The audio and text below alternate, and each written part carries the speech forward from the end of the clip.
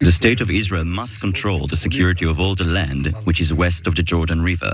That is a truth that I'm saying to our friends, the Americans, and I've also blocked an attempt to force upon us a reality which will hurt the security of Israel. The Prime Minister in Israel must be able to say no, even to the closest of our friends. First on Netanyahu, I was led to believe that from the river to the sea was a genocidal phrase. In fact, I've condemned that phrase. I condemned it when Palestinians use it. I'm now going to condemn it when apparently the terrorist Netanyahu uses it, saying that he's going to do a genocide and ethnic cleansing from the river to the sea. That's my understanding of the phrase, from the river to the sea. You just heard it with your own eyes and your own ears. You heard him, okay, and you saw him.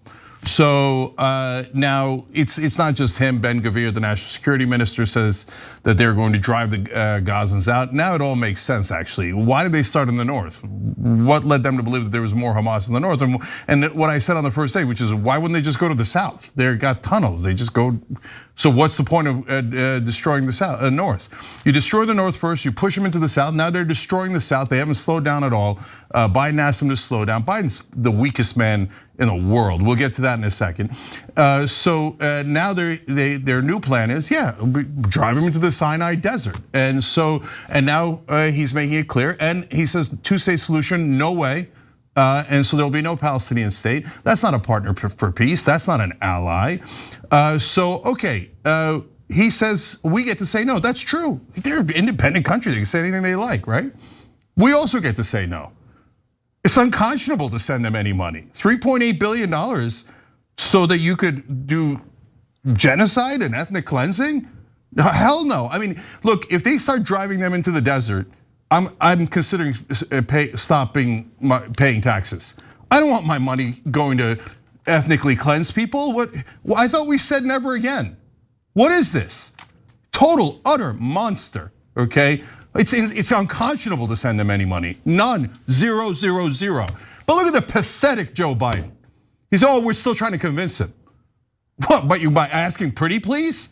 Is that your strategy? That's the strategy you use with Joe Manchin. Is Joe Manchin slapped him around like this. And now Netanyahu's slapping him around. Anybody can slap, I'll slap Biden around. You loser. You're at 33%. You're gonna lose to Trump too. Watch when he starts to slap you around. I don't want that to happen. But the guy's the weakest person in America. So what are you gonna do? He just told you, I'm not gonna do a goddamn thing you say. I'm not gonna do the two-state solution, and I'm gonna drive into the desert. Now what are you gonna do, Joe? And Joe's like, pretty please, pretty please. Shut up, do something, do something. Are you the president of the United States or are you not? This is ridiculous. So there's no defense for any of this. But we'll continue, we won't do anything. We won't do anything to oppose Netanyahu. I don't know what happens when they actually, look, the United Nations says the starvation has begun. 85% of Gazans are already displaced, homeless.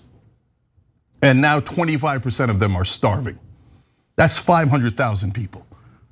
So America has blood all over its hands. It's because of Joe Biden. It's because of all the politicians in Washington. But now 60 have sent a letter, 60 Democrats saying, come on, Jesus, are we really gonna support the ethnic cleansing of the Palestinians, led by Jamie Raskin and Ayanna Pressley?